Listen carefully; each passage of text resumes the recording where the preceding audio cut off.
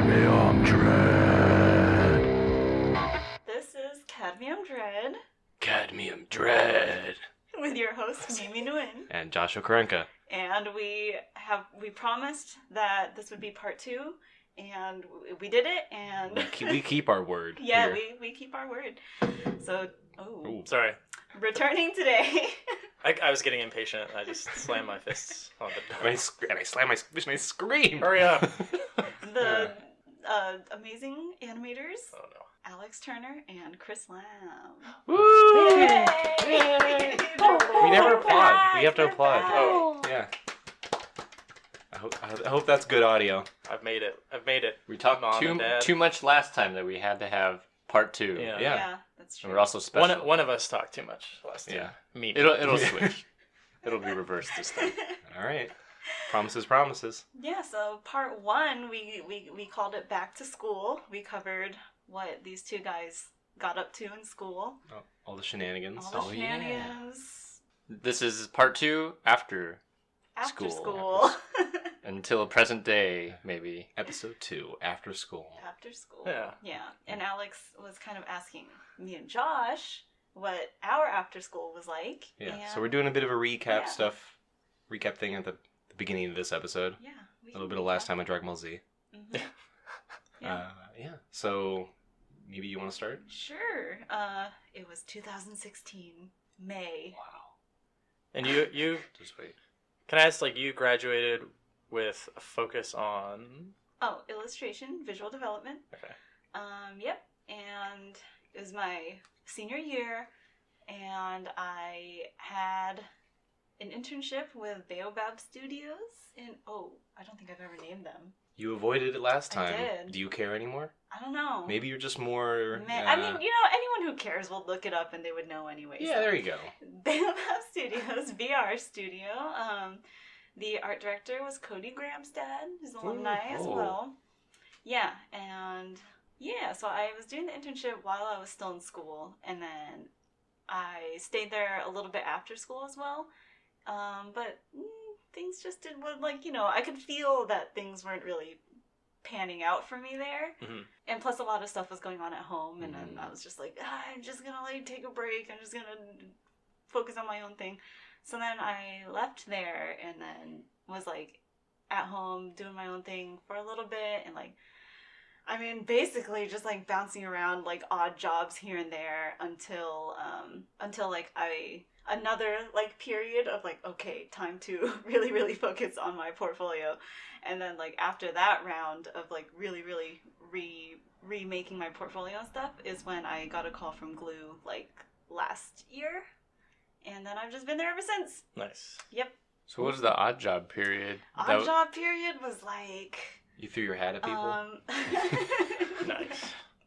You're so funny. Video game joke. Yeah. There was this, I mentioned it before, and I will stay vague on this one, but contracting for a big tech company, not really an art job, more of this weird, I don't know, visual 3D kind of data job. Data. Yeah, it's kind of weird. But it's actually a job that a lot of shrunken head people have kind of fallen into. I feel in the same boat as me, kind of just an odd job as they're figuring things out. Yeah, so I was there with a lot of other shrunken head people. And then another odd job was just actually, do you guys know Flesk Publications? Yeah. Yeah, and so I was packing books for them and stuff. I really Wow. liked that one. That one was cool. Yeah. You're around so many books. That was from. Did you know? So you knew Keith Silva and Kathy? I knew Kathy. Okay, she was. Yeah. She took after. Yeah, Keith. she did. Yep. That's when they give you a call, hey, we have some books that you need to. Yeah. We got all these books. Sort We or don't know what to something. do. Yeah, Call basically. maybe. So- Basically, it was for Help us. Yeah, fulfilling Kickstarter orders. Oh, Basically, nice. so it's this person needs this book, and that book. So super temp, super temp. just. Yeah, and so I was working that one when Glue called me back, and then. And what were you going to do if you didn't get a job soon at that point? Probably MBA. Yeah, you're right. I gave myself a 6-month period, and I was like, if it doesn't work out for me, I don't know. Maybe I need to like figure out a different art path for myself. Oh, really? So you had like a 6 months? Yeah. That doesn't seem that Is long. that not long enough? I don't know. I mean, I think it seems long when you're Yeah. going when you're through under, it. yes, Yeah, when you're exactly. going Yes. through it, it seems month long. after month after month. Yes, Like, and yeah, I was actually preparing Yeah, I myself guess to that's like true. throw myself into the tattoo world. I was like, Whoa. yeah, I was like, damn it! That just there could have sounds. been like that a sounds alternate intense. universe where Mimi's There like a could have badass been, yeah, tattoo I was There like- is one, yeah. reaching out to a bunch of tattoo artists and just like talking to them and like getting tattoos and stuff, and I was like ready. I was ready to like put and then, myself in and that then you world. get your own like TLC show. It's like ink illustrated. No, I- Mimi, and like rock music plays. It's like the intro. And Mimi's like. Those shows are weird. Tattoo like illustrator. imagine if there was a show like that, but like for like visual art, Yeah. for like Ooh. concept art. Yeah, Okay, it would be kind of Ooh. entertaining. it But would. it's also, And we can like- start it. it's That's also- what this is going to become. okay. It's also weird though. I don't know. Like, at least for tattoo shows like that, I feel like it I don't know, diminishes the craft. Not Yeah. diminishes the craft, but it kind of like makes it this whole Reality TV. yeah. And it's like tattoo artists would never like be unprofessional. Like I was watching a show like that, and then they were like, they definitely like made it super hectic, and like the artists. Oh, where they like manufacture drama for these Yeah, kind so of the shows? artists were like, "Oh my god, I don't know what to do. Like the skin is too red, and like I don't understand. It's swelling too much." Or like, "Oh no, the stencil is like Stuff that flipping." just doesn't happen. And I I Yeah, was like, I 'cause don't- any people are professionals. Yeah, any respectable like Yeah. tattoo artist would not go through. So we're something gonna have to like that. manufacture like, Yeah, it's like, the same kind of drama My for. drivers aren't Yeah. working. Like Okay, that actually it does happen does sometimes. happen. But it's like quiet seating rage and not Yeah. good for camera. Anyway, Yeah, that was Yeah. basically what I went through after school. So it took. How long did it take How you to long get did it it? I mean, like you take? had an Yeah. internship coming out of school I already. did, but yeah, I feel like I dropped the ball. Not dropped the ball. I don't know. Well- I feel like I didn't. It's like maybe, but also like that is still like a new small. It was like a new small was a new studio, small so it's not studio. like Yeah. it was like Okay, here's my hot take in retrospect. yeah. Like it was looking back. looking back, it was like a small studio, and like they basically needed everyone to just be at the best of their ability, kind of like, you know, everyone wears a lot of hats because it's a startup, and then everyone just needs to, I don't know, like be able to take everything in stride, I guess. Yeah. And then I feel like I just wasn't, like, I gotta admit it to myself, I feel like I wasn't prepared for it, and I feel like if anytime I was given anything that I could have proven myself into more of, like I was given a couple like more illustrative or concept art type of tasks, and I feel like I really just didn't perform to the best of my ability looking back now. And yeah, so you know, who knows, like maybe if I really excelled at that, there could have been a path for me there, but I just feel like I didn't really, and so like yeah, I mean, it's just part of the process of it is going Yes. from school to like an actual thing where people are depending on you to like be creative now, and like yeah, it's it was just getting used to that is probably it a was difference. it was a hard transition for me. Something that's not in yeah. a school Yeah, assignment. actually, I think Mhm. a lot of it was not having the confidence and like second guessing myself. I feel like for those tasks, I was very confused. Like, I think I needed someone to like tell me exactly what to do, Yeah. and I could have done it, but I was given more freedom, and with that freedom, I didn't know what to do. Right. Yeah, Or get that affirmation afterwards, like, that Hey, looks great. Give me more Yeah. constraint. Thank you. yeah, and you just have, I don't know, you just gotta believe in your own vision and your own skills, I guess. Just comes down to, I feel like you didn't have experience yet. Yep. And you go back, if you were to go back to that position now, having leveled up as much as you have, it'd be a totally different story, I right? think it would. I Yeah. think it would. Because you've Yeah, I think I'd be way more confident. Yeah. I'd, like, just attack it, you know? But instead, I was definitely always, like, on the fence about things. Like, oh, I don't know if I'm supposed to do this, or Yeah. is this okay? And it's like, yeah. Yep. Right. And what You wanna- about my you? turn? Your Yes, re- my re- after school. Your recap, yeah. Here's my recap. So I finished Santa Cruz in 2012, and I did not have any prospects coming out of the gate like Navy did. I did not have any internships or anything like that. I was left to my own devices to flounder for a bit, try to teach myself everything that Santa Cruz didn't teach me, which was a lot. A lot of just like watching design cinema with Fengzhu and like trying to like learn nice. real concept art skills as opposed to like the bullshit that I learned at Santa Cruz. And then yeah, I started taking up odd jobs, kind of like the same way, but mostly like remote actually. So I got involved in some indie game stuff. One of the projects was actually like a friend of mine who was still at Santa Cruz in the game development program. They had a team with like an interesting premise for a game, so I sort of offered my help with that because I wanted to do, you know, actual like project kind of work. That was all like, you know, for free or whatever. But I don't know, it was fun because it was like I got the excuse to go back to Santa Cruz a couple times. The game turned out pretty well. It won like a couple awards at like the Santa Cruz show. Oh, nice. Other than that, I just started doing like trying to get myself out there doing like commission work and freelance stuff. I ended up getting involved with like a couple of like indie dev people like with Kickstarters and stuff like that, where they would promise like revenue share as like payment eventually when the project finished, and they never did. I never got paid for anything. Oh my god. You need to dig up that contract. Yeah, what contract? Yeah, exactly. Yeah, Startups. I was, oh geez, yeah, like they have no capital. They just have like this little dream, this shitty dream. Yeah, I just was doing that kind of stuff. I eventually started getting paid for work by commission. Making scraps basically. Like looking back at it, like I got paid nothing.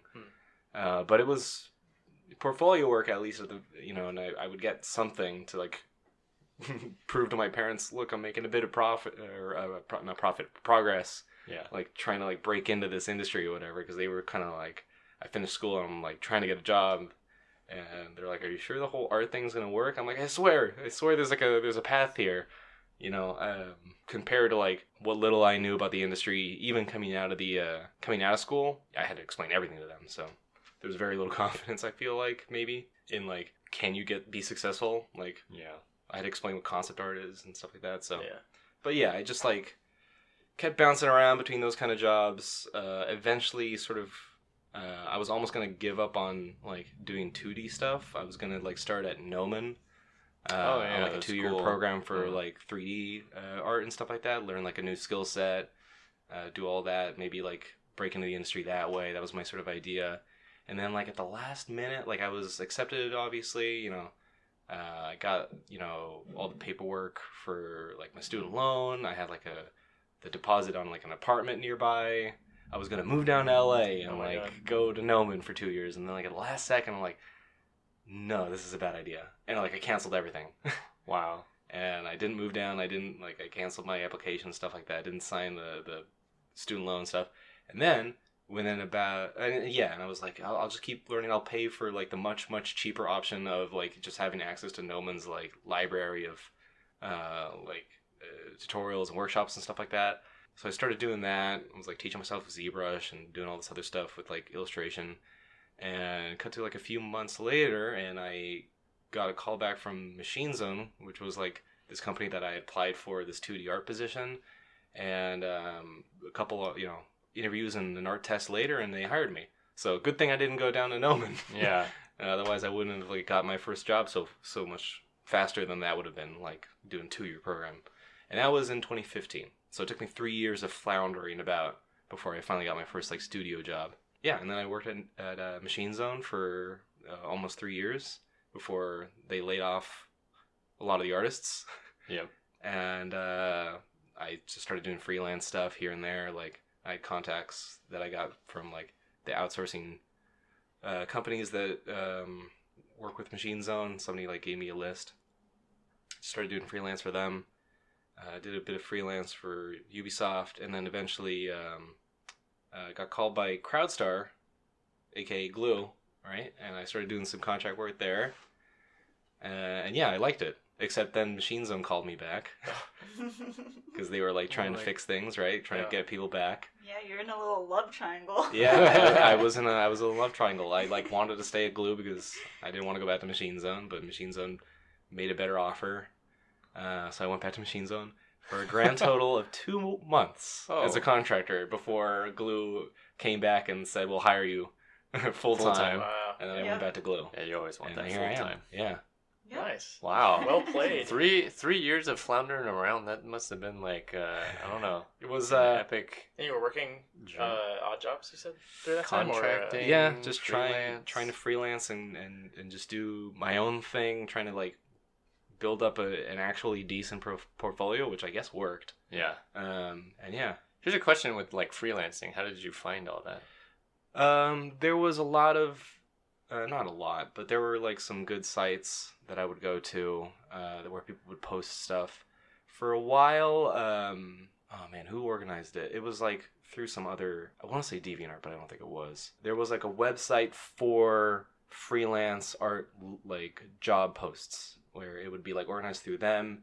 Like the payments would be through this website as well, so like it would be like way more regulated. Like they would have to put the money in the thing, and then, like once it's like approved, like the money comes through you through that like website. And I can't remember the name because they took down the website after. Fiverr. No, it wasn't. It was before Fiverr. So, but this was like specifically for like freelance art, and I actually got a lot of like commission stuff out of that website because I would just be there and try to snipe like anything that it looks like I could do, like a book cover, or like a character design. That's a what hustle, have man. you. That's like... It is a hustle, yeah. But And at like least you're it's competing against everybody else who's like also like trying to like get those like few fish that would be in the water there. Yeah. There was there was like a job listing forum on DeviantArt that I like. That was kind of where I found my first things, because like their bar is way lower because they're on DeviantArt. And so like that's How dare you? yeah. Well, sorry DeviantArt, but you know who you are. But yeah, I found a lot of like the smaller fish, like sort of helped me get started or whatever. It was through DeviantArt forums. I think that's also how I found like those like indie projects that never went anywhere. There was at least one more forum where people would post freelance stuff, and I'm struggling to remember what it was. Sort of I've like left that part of my life so far behind. You know what I mean? But like the cool thing was whenever jobs. a lot of it was boring, or like stuff that I would like really have to ass pull like a skill set, like, hey, animate like a sprite, animation sheet for like a character or whatever in my game or whatever. I'm like, okay, I'll teach myself how to do sprite animations. And I like would do that, and they would pay me a penance or whatever, basically. But it was just like a lot of that, just like random stuff. Occasionally stuff that I would like, I'll be like, okay, cool, this is like something I can put on my portfolio or whatever. But the good stuff was like the clients that would always come back for more. Like I had a couple regulars at some point, and I was like, you could rely on them almost for like a somewhat steady income. And like I think that's when I was like in my stride, and like that's how I got like the stuff that led to an actual job offer. Because at that point, like I was still trying to find jobs, and I like had a couple of interviews at different places, and I didn't secure anything yet until Machine Zone. So it was just a process. Wow. It was just like really climbing out of that hole. And now that you're both full time, right? Yeah. Yep. Okay, and then you got no problems in the world, and it's like the ending of a fairy tale. And, life is everything's happily perfect. ever after. Nothing bad will ever happen again. No stress. All that work is over. Yeah. We've made it. Yeah. There's nowhere to go from here. You don't even have to try anymore. Yeah, pretty much. Yeah. We've peaked. Yeah. Oh my god! If I peak here, I might as well just kill myself. Oh my god. Oh my god. San Mateo ain't bad. You can peak in San Mateo. No, I don't want to peak.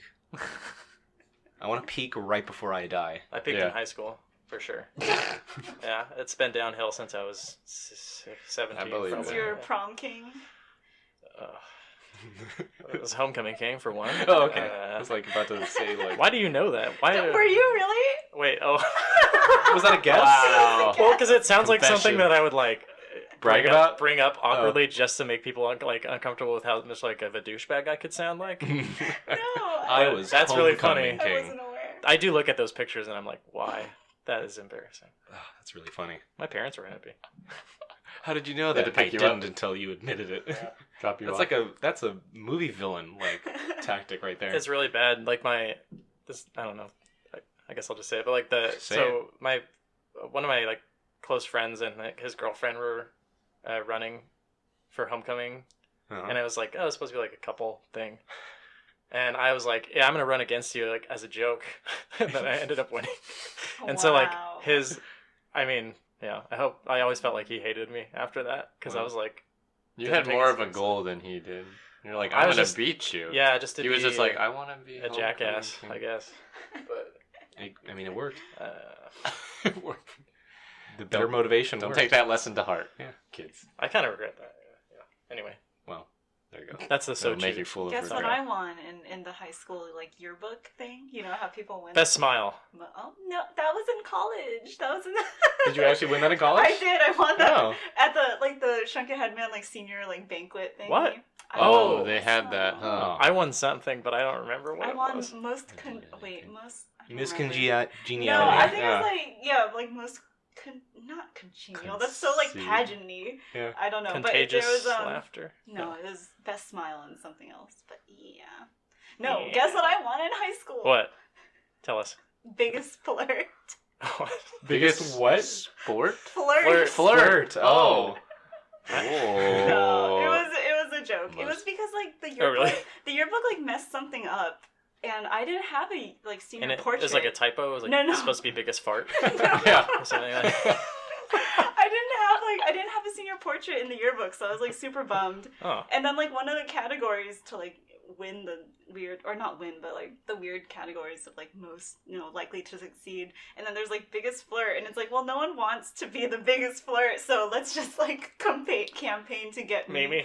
to be the biggest flirt, so I can at least like have a photo in That's the yearbook. amazing. Yeah. That's really funny. Yeah. Yeah, but there were a couple of girls who were campaigning to be the biggest flirt, Oh, and really? they were a little salty that Put a target on your back. that I won biggest flirt.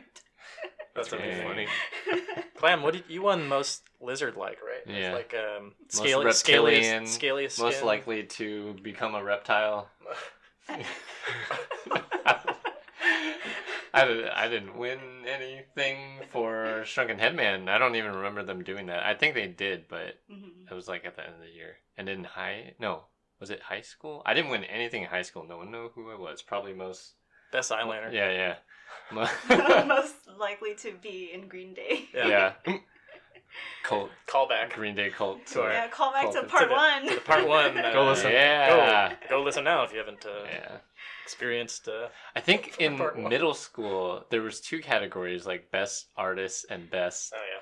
most creative, and I was Yeah. like, oh, I'm gonna get best artist, and someone else got it who they drew a little bit, but I was kind of the art kid in my middle school class, Mhm. and then so they put me as most creative instead, just to Aw.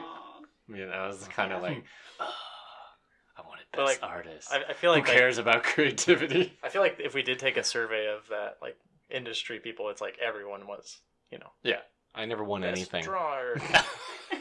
You haven't won anything in your Nope. life? I think No. in middle school What a- I got what a loser. Yeah, I know. best artist too. By definition. Right.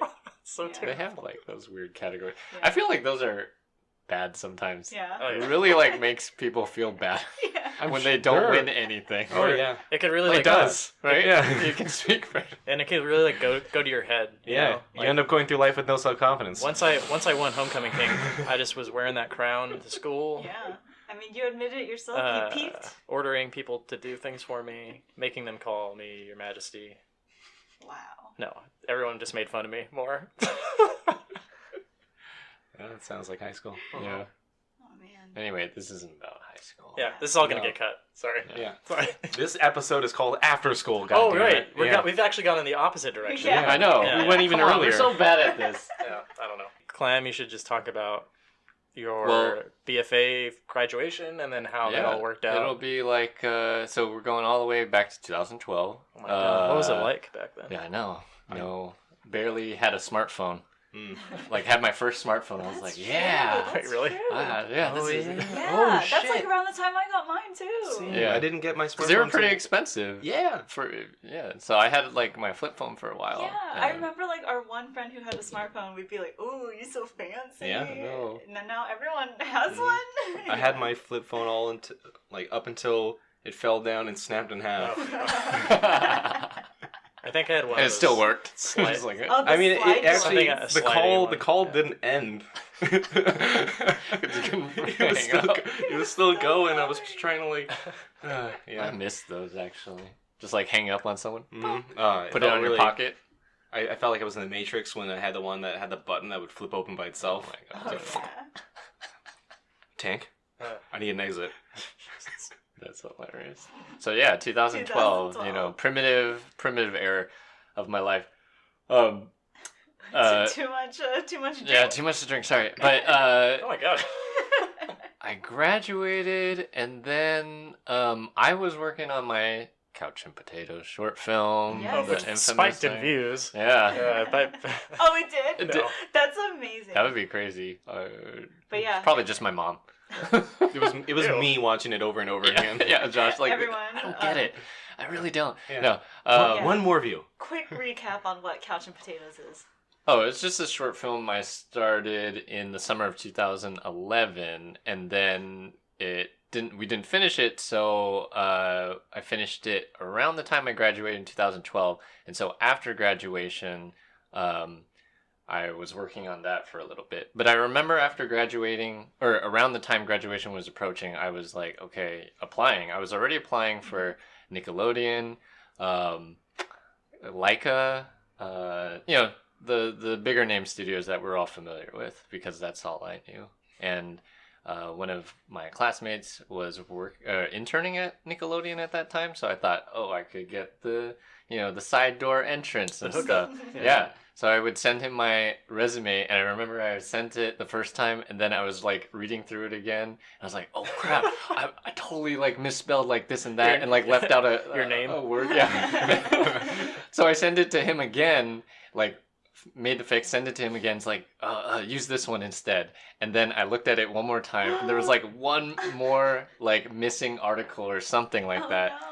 So I like send it again. I'm like, oh no, for real, this one, please send this one. And it was a mess, and I was a mess during that time because we were all trying to get jobs, and I got a couple of interviews, just phone interviews. Like one was the Leica interview, the Pixar internship, and it was all kind of just very basic, like, where are you at? Would you be willing to move? And blah blah blah. Okay, we'll let you know. And didn't hear anything back, so I was like, whatever. I'll just work on my short film. Had to, do that whole festival circuit thing with it, so that took up a lot of time. But I did remember telling myself that I would take a 1-month break after school, just to like clear my head, not think about like portfolio or artwork or stuff.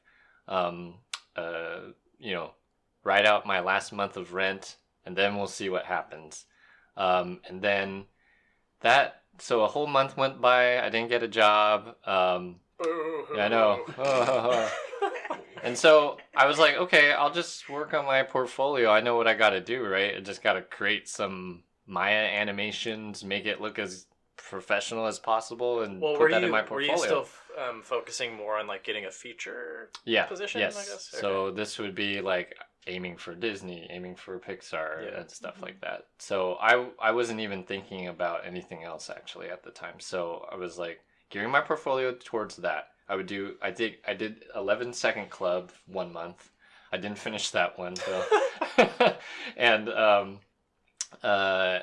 And for the next 2 months, so up until about August, September of 2012, and then my roommate, before we moved out, had told me about this studio that he was following on Kickstarter called Camouflage, and they were starting their first game. Like they were kickstarting their game, and on a backer update, they were like, hey, we're looking for animators and stuff. So my roommate was like, hey, you should apply. They're looking for animators. And back in my head, I was like, well, that's not Disney. That's not Nickelodeon or whatever. What a snob. What is this? Yeah. I know.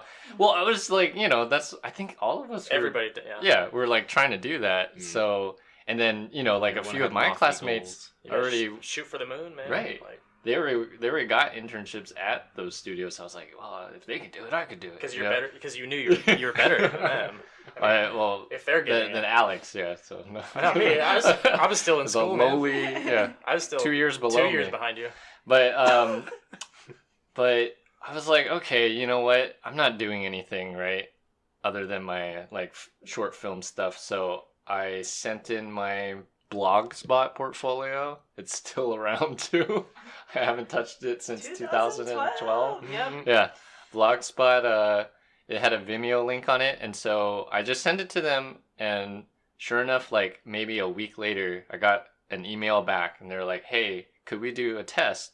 So I did an animation test for them. They wanted a walk cycle and I think a dialogue test with their characters. So they actually, thinking back on that, like that was probably a bad mistake on their part because they sent me their rigs and everything. Oh, before you signed anything? Yeah, this is before I signed a terrible anything. idea. Yeah. I mean, they were brand new too, so I'm sure they were trying to figure this out too. But well, they hired you, so. Whoa, It's just- spoilers! yeah. Oh, sorry. Jumping ahead. My this bad, is my like bad. you know we so. Censor that. I think I took like a week on both of those and I sent it back and I was like, okay, we'll see what happens. And this was for a game studio. They were aiming for, I remember specifically like Metal Gear Solid quality of stuff. So pretty realistic. And their stuff was going to be all motion capture, but they, you know, obviously I did the test just freehand. And then I got a response back. And we're like, hey, we're interested in like having you come on board. Do you think you want to like move to Seattle, which is where they were based? And I was like, oh my God, like this is a job offer, right? So like this is my first job offer, I think, official. Like we want to hire you to do animation. So I was like, before that, could I like go out and like see the studio and everything? So they flew me out for like a day. I remember I visited the studio. I was just meeting all the people there, and like it was pretty welcoming, I guess. You know, they were all like veterans of some industry. Either like they were from Microsoft or the guy who started it like worked on Halo at Bungie, or is it Bungie? Yeah, Bungie, and also went to Kojima, like worked in Japan for a little bit on Metal Gear, which is why he wanted it to be like Metal Gear. But yeah, and they seemed like they didn't really have any animators either. So I think that was part of the reason. Like, it's if you think about it in retrospect, you're like, okay, Kickstarter, need an animator, don't really have much money. You know, it's kind of like a good place to start, actually, just looking back at it, because you know, apart from that, like everyone else had worked in the industry for a while, so they had like plenty of experience and stuff. So when they were saying like, oh yeah, like it'd be cool if you can join us, like we want to make this thing, I was like, okay. I thought about it. I went back and I was like, okay, I'll do it. I'll move to Seattle. So I think officially, like in September, I moved to Seattle, and ever since then, I've had a job. I started off an internship, and I worked there for about a year.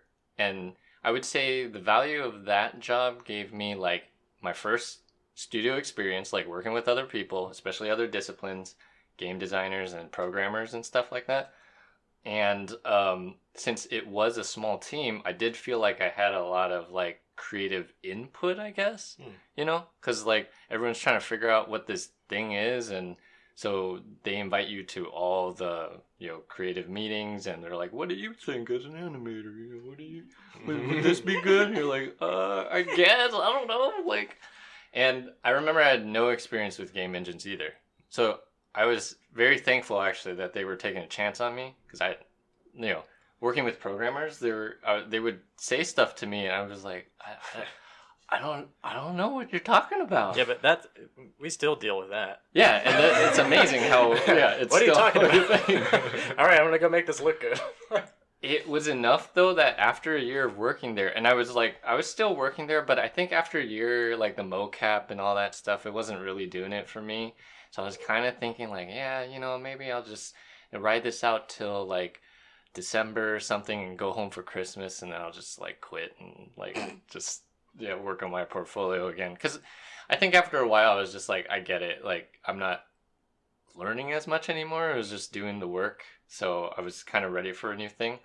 But it so happened that my friend Emily Johnstone, who was working at Double Fine, she got a job at Double Fine and knew I was kind of like looking around for another job, contacted me around July of 2013. So this was about a year-ish after.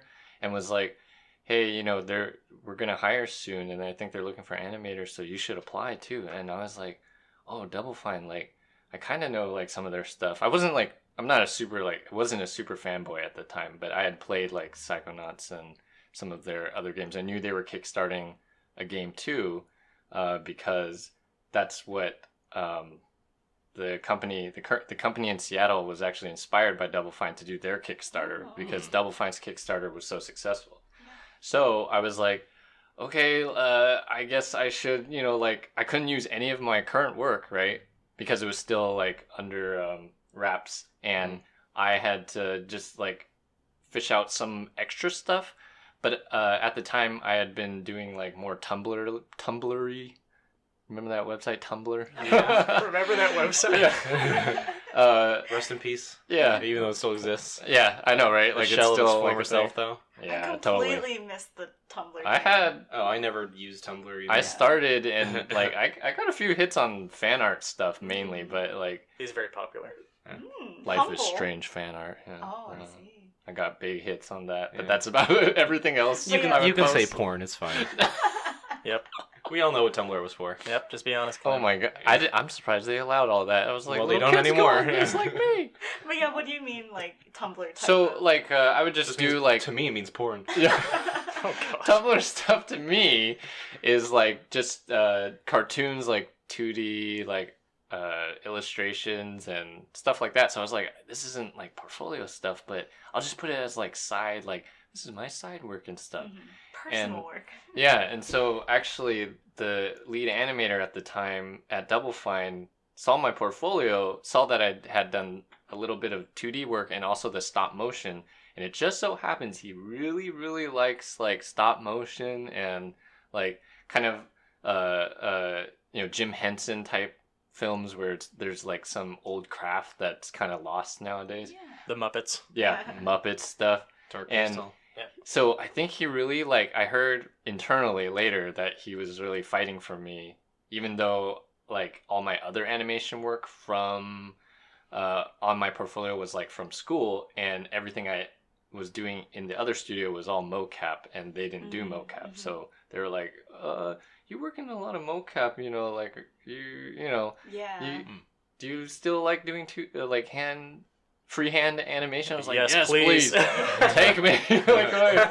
And I remember I had to call in to work at the Seattle company. I would have to say like, oh, I hope no one hears this, but you know, I was like, I would have a Skype interview with Double Fine, so I'd be like, I'm not feeling well this morning, so I'm gonna like just, you know, like come in later, and I would have an interview. Hope they don't hear. Yeah. I had an interview at Double. Sometimes you gotta do what you gotta do. Yeah. This is who you're looking out for, definitely. right? That's Right? That's how you get new jobs. Yeah, basically, yeah. Uh-huh. And so I just interviewed, and Double Fine has you interview with all the different disciplines. So back to the game engine stuff, like learning about that, they make you interview with like the programmers, and like at that point, since I had worked in the game engine before, when they were asking me questions, I was like, oh yeah, I know keywords like Yay. booleans and you know, like, It's a so- Unix system. yeah. I know this. Yeah. Jurassic Park, anyone? Oh, no wonder I didn't get it. Well, God damn it, Mimi! I forgot about that. Wait, what do you mean? Oh, she hasn't seen it. She hasn't seen it. All right. Well, you know what we're What do you doing mean you after haven't- this. What do you mean you haven't seen Jurassic? God damn it! You've never seen it? Honestly, not really. All right. Like, Well, it's, you know what? It's been on the TV, like during like. It's been on the TV. Yeah, I'm being handed TV? a drink. My, gonna make you watch Jurassic my Park. jaw's just hanging open. Yeah. Like- No, that's a different movie. Oh, I can't believe it. Wow. Wow. All right. Well, Anyway. after this, you know. Yeah. We're gonna watch Yeah. it. All right. Yeah. So, yeah. So I think they were all very like, okay, I guess this guy knows what he's doing. So, and they took me on, and that's pretty much the end of my story. I've been at Double Fine for almost Well, we 6 can. years now. You can. Still, I think you should still talk about just getting used to Double Fine, but like I just want to Yeah, like, yeah. interject that like during this time, I'm from like a student's perspective, like seeing like a graduated person who like I kind of was like I would go on Clam's blog spot and be like, okay, this is how he's laying out his work. This is how he's writing his resume. Like, this is what I need to do. Like, it seems to be working. He looks like he knows what he's doing, sort of. As much as we rag on him. Yeah. Like, it's working. And working.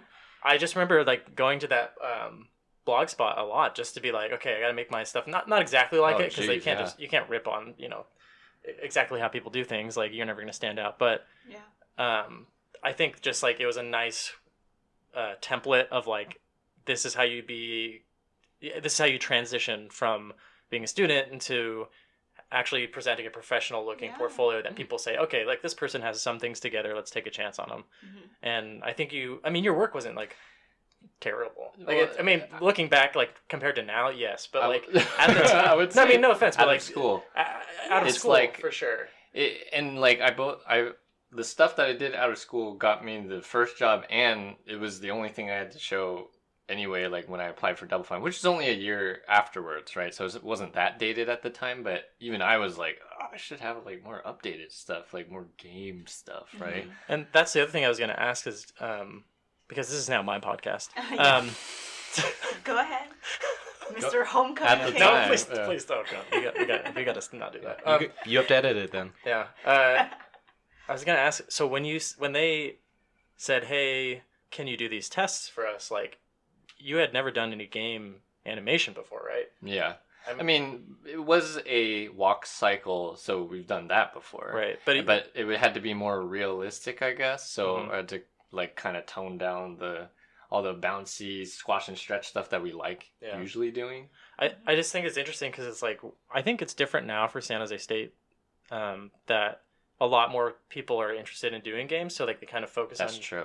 game cycles and stuff. But for a lot of us, I think, like, it's an interesting transition where it's like, oh, you should, like, know, you kind of have to, like, look up, like, what are on game animation reels, and, like, but nowadays game animation reels are pretty, like, nice stuff. Like, it's not just like, do a walk cycle, do, like, some game action fight scene thing.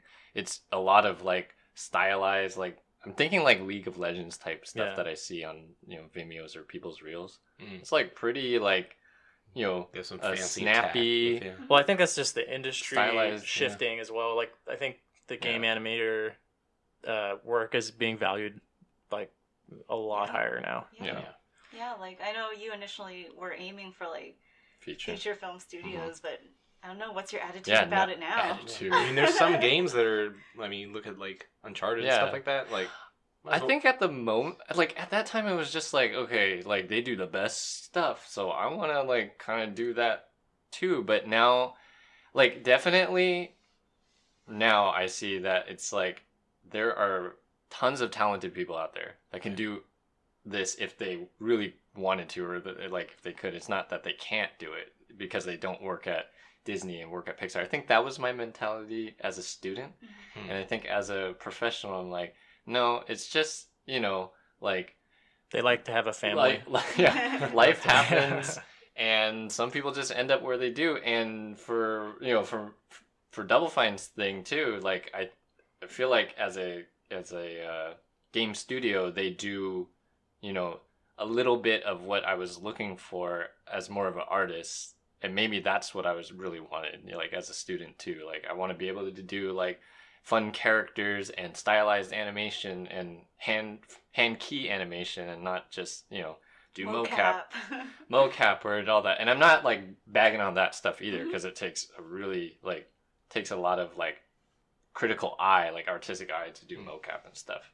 Having, like, done some myself, it's like that mocap wasn't that good either, Did you get to wear the Yes. the suit with the ping pong yeah, balls? so I as didn't know a that. startup studio too, we were next to Bungie, and they were somehow, our guy managed to talk to them and be like, Get this hey, man a suit. yeah, can we use your mocap studio? And they lended us all this stuff. So They looked at you and then they were like, like, "Oh, you give guys him doing the like suit." a Gollum first person?" Sorry. I'd be pretty good at it, I'll just say. Precious. No, yeah. pretty So good, I'm internally immortalized in That's really cool though. Like, Camouflage's first game Wow. as, like, one of the guards. someone and was I walk. I think it was Ray. Ray. Yeah. One of our animators at Double Fine said that he he looked at that game and could totally see that it was Clam, like No doing way. this That's doing this amazing. acting. So that's another benefit of doing those small studios is you get to do that stuff because they're like, we don't have money to hire an actor. Can Yeah. you do this? That's awesome. And they're Yeah. like, I was like, yeah. I didn't know if I could or not, but it's basically just like improv class or something. You know, no one knows what they're Yeah. do a punch, Yeah. and you're like, okay, yeah. And the So more- so what was your like biggest struggle like trying to get a job from school? Like was it just like it was nothing. I mean, no struggle at all. I mean, it's like compared to your guys' stories, there was none of that like Using odd spell job check, I stuff. guess. Oh yeah, yeah. that was your biggest. Proofreading. Oh God, get I mean, someone to proofread that your is stuff. that is a big thing. Seriously. Like, have people proofread stuff. God, you do have that to was be bad. professional. It's true. That was bad. I would say, I mean, I don't know. For me, the biggest struggle was just kind of like getting over that. Like, I'm not I don't need to work at like these big companies or whatever. I can start off, just at a nowhere place, as in like, no one knows really who they are or what they do, but there's always value in working in some company. Mhm. Some studio. I would say a studio environment. I think you know? I've said it before, like on this podcast, like when you were looking for your first job, like you can't be picky. Like, Yeah. You haven't heard my story yet. I'm just kidding. Oh. Just kidding. Yeah. One thing I'll say about that though, you can't be picky, but like I really wish I fought more for myself when it comes to like Yeah. compensation, like payment. Oh right. Oh yeah. yeah. And that's kind of Know another your part worth. of it. That's yeah. that's a different Know your that's a worth. different story than what I'm Yeah. saying. I Yeah, started yeah, off yeah. pretty low, like I'm sure everyone did, and I don't know if that's just something everyone has to go through. I guess Or, it is. like, I'm trying to warn you now. Unless you are like in demand, like really, I think it's pretty typical. Like it's not. I yeah. know, but That's you just the way still the might as well. businesses Yeah. are run. Like it's not a great business decision to not. like throw all this money at a person who you don't even know can like do it. Yeah, But it still, totally makes sense. Yeah, I know, I think I it's- just started way too low. So Well, it's for just the Bay Area, but that's a totally different. Yeah. Well, I mean, it has yeah. to be, Yeah. proportional Yeah. to the expenses of living and where you are. Yeah. Yeah. Still, just know your worth. Yeah. Yeah. And one thing I wanted to say about Chris's story, I think it just goes to show you that like you really, really never know what someone is gonna react to when they look at your portfolio. And Yeah. like I think it's really cool that like that guy just had an affinity for you because like he liked the stop motion. Yeah. stop And motion. even at the first studio, it was like I didn't have any game stuff, so I was like, why should I send my portfolio? But that game was looking for like dialogue, like the whole game premise was like you're helping a girl escape like a facility, and it's all through surveillance, so she like talks to the camera a lot, and so they were looking for like good dialogue lip sync, and that's pretty much what I had on my portfolio. So I think they were looking at that more so than the fact that like these aren't game animations, Mhm. So it was supposed to be like very cinematic, like Metal Gear anyway. So Yeah. that was kind of another similarity, I guess, that caught their eye. Mhm. So yeah, like going back to what you said, definitely you never know what people are looking for, so don't think you can't apply. But Yeah. I do understand the reservations that students have, Yeah. and they're like, I don't want to Yeah, apply but for that. the I don't worst, know. they'll just say no or And like, but And that was after like you, your internship like hunt was like pretty short lived, but like Yeah. you were still like waiting to hear back from it. Yeah, Just, and like, it was still you're like nervous to get phone calls or not get phone calls even, and Yeah. you're just like waiting for something to happen, and you're kind of like, well, like I hope this doesn't go too long, otherwise I'm gonna have to like go back home, I guess. That was gonna be my the plan. ultimate failure. Yeah. Mm. No, well, go back No. home and work on my portfolio Yeah. to save money. That Yeah. was Yeah. that was the premise behind that, right? Like, Mhm. don't like it's pretty normal to go back home now if you are looking in between jobs, and I think Mhm. it's fine. Like, you just got to do what you got to do. Be Smart, smart yeah. about it. Yeah. And we know people that work at or stay with their parents now and work a regular job just to like save a little bit more. It's a smart thing to do. Honestly, it's a smart thing to do. Yeah. And then like I would say in between all this too, I'm getting like messages from Alex, and this is how we're gonna transition. Nice. I was working at Double Fine. Wait, what? I think I was working at Double Fine. I was like a year into Double Fine, got settled in, was working on their game Broken Age and stuff. And I'm still every now and Am I in BFA? You are in BFA or just almost graduated. So gonna graduate. And I would get little like messages on Facebook. Hearts. Yeah. Hey, put my portfolio. Like, if you guys can look at it, and I think you would send it to like multiple people or whatever. Yeah, of course. Yeah. Just to like have them look at the portfolio and stuff. So Alex I was very smart. still out of school, and I smart. remember I was like trying to see. I think it did come up like, hey, is Double Fine gonna hire? And I remember at the moment they were not, right? Mm-hmm. And this is what I have to tell a lot of students actually when they ask. They're like, hey, is Double Fine hiring? I'm like, no, they're really not, but I'll let you know, kinda. And honestly, that comes off of like, like knowing that person a little bit too. So it helped that I knew Alex like from school, that I knew his work. I was seeing like that it was. I remember he was like doing a lot of like really good tests, like on his own for school and stuff. And I was like, yeah, like this is pretty decent stuff. Like this could work here at Double Fine too. But at the time they weren't hiring, so I remember I was just like, yeah, like there's nothing here, but I would just keep doing what you're doing, and I'll let you know if something comes up. And I had to say that a lot. Yeah. No, that was like that was good though. So, I mean, at least like it definitely kept the kind of spark alive for stuff where it was like, okay, maybe like you can tell someone they're like first on your list. Like I'll recommend you as soon as that job to everybody. That's what I say to everybody. Yeah. And I remember I did send Alex's stuff a few times, just like I know we're not hiring, but if we do eventually, like there's a guy I know that you might want to look at. Cool. Basically, and that was like even years before I even did work there. Yeah. Like that was like I was kind of in the radar. As far as I was on the radar for a long time, and it took at least. I mean, I didn't work there for like 3 years. Yeah, after you graduated, I think. Yeah. Like it just it takes time. So that was that's my transition over to you. But it was good. Like I think I'll just say it is good to do that type of stuff. Like if you, not in like a pushy way, but like just don't be pushy. No. I'll tell you that. Just to be like in the loop. If you really want to work somewhere, like I mean, and if it obviously helps if you know people, but like just getting in and then like it could be 4 years later and you could have the perfect like opportunity and it could all be worth it because you've just maintained a relationship.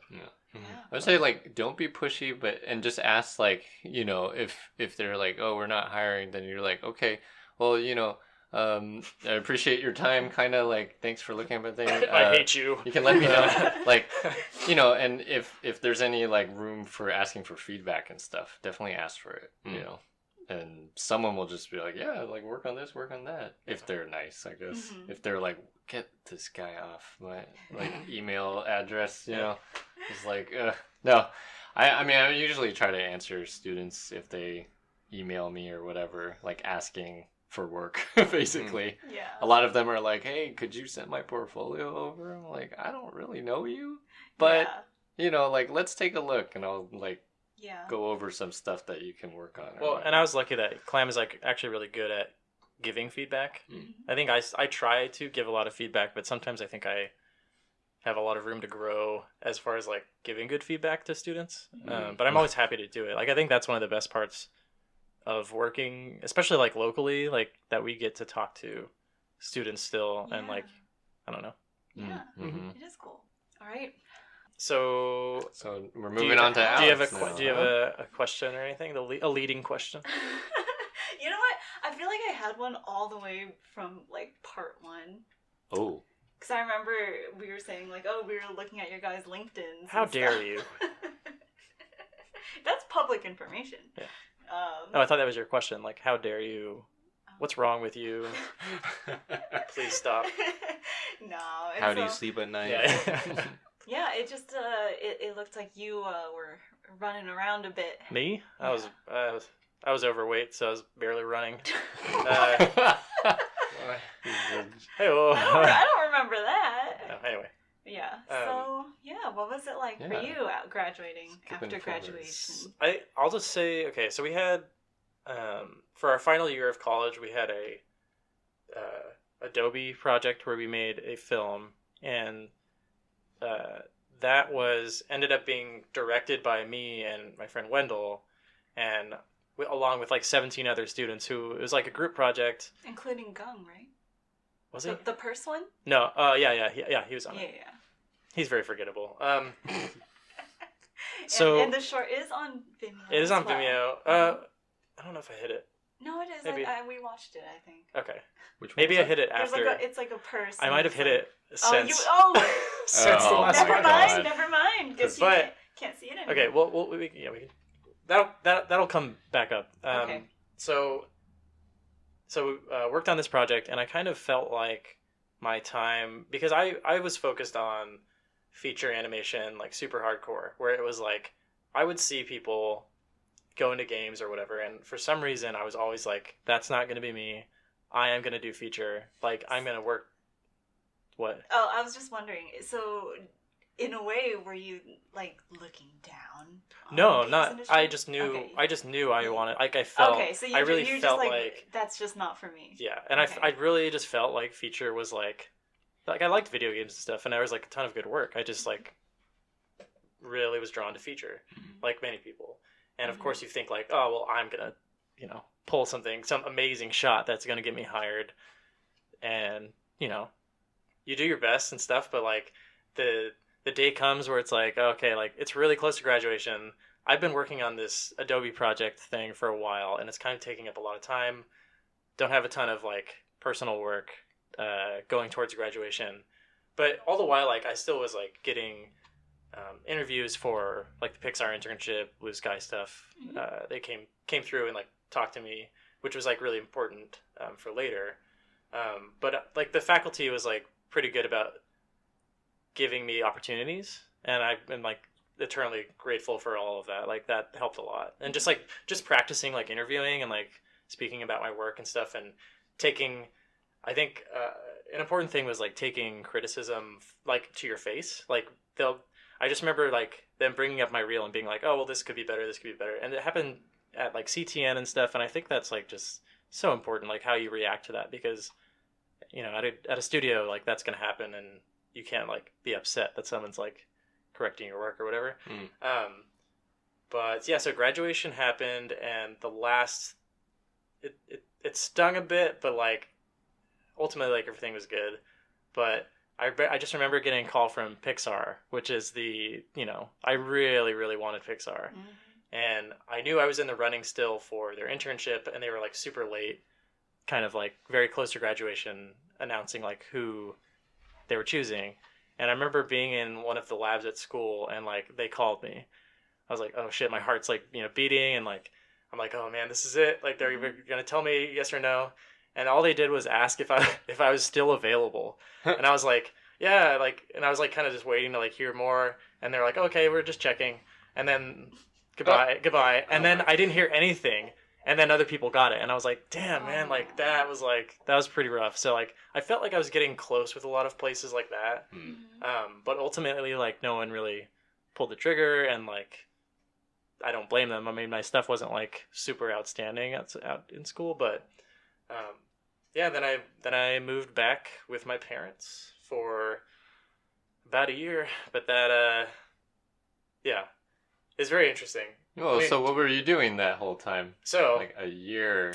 So I went back And what made you decide to go back, I guess? with my parents. Yeah. Well, I didn't have any.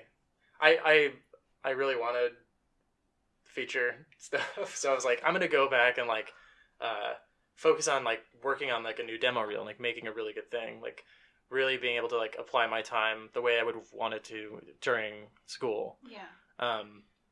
So it was basically like shut into my parents' house, like me focusing on like just making better and better work, and like reaching out to people and like saying like, hey, can you look at this? Hey, are there any jobs here? And applying to mostly feature studios, I think. There was some game stuff, but it was mostly features, and basically all I did for like months was like wake up every day, eat some cereal, go on my computer, start working on stuff, have lunch, keep working on stuff. And it was just this constant, like, just boot camp of like, Wow. of like, trying to improve and like getting new tests and new ideas and stuff. And I just feel like my parents were like, I don't know what they were thinking. They're just like, man, is he really gonna like get a job? Like, it's a lot of pressure while you're living there, you know, and like it's a similar experience I think you had to me. Mm-hmm. So you were really like filtering out any jobs that you were seeing? You were really just... I think I was, because I just felt like a part of me really honestly believed that I could do it. Like I could... I mean, you can. Like I felt like I could, you know, achieve this like goal, and it's been a goal for like a long time, so like I'm not going to give up now. So there came a point though where it was like, yes, you're like making new stuff. Yes, you're getting interviews and like even pretty close calls where they choose somebody over you. But it's been like, you know, 9 months, and it's like, all right, I got to start, I got to start looking at other places. And all the while, I guess I'm talking to you about work and stuff. But so I was dating a girl at the time, and she worked at a winery. And I guess this is about the time they had this big earthquake. This is like 2015, I think. Yeah. And I guess like a lot of there's like a lot of damage. And she's like, hey, do you like want to come like live over here for a while and like do like part-time stuff? And I was like, actually, yeah, like getting out of my parents' house, like getting out of this routine. So yeah, I worked as like a, not handyman, but like just like grunt labor for this winery for like months, doing like part-time. Was it cool? It was cool, but it was also very stressful, like on your body. It was like, those guys are insane. Like it was like, I was the lowest of the low employee. So I had to do all of like the scrubbing and cleaning and repairing and like stacking and filling wine barrels and like, and all the while, like I would do that for half the week. And the other half of the week, I would just focus on, you know, getting a better reel and applying for animation jobs. Were you taking care of those wrists? Yeah. No, it's funny. I remember my mom being like, make sure you don't hurt your hands. Your hands are your livelihood. And the first thing I was like doing at this job was like no protection, like sawing stuff with like metal saw blades and stuff like that, like, smashing shit.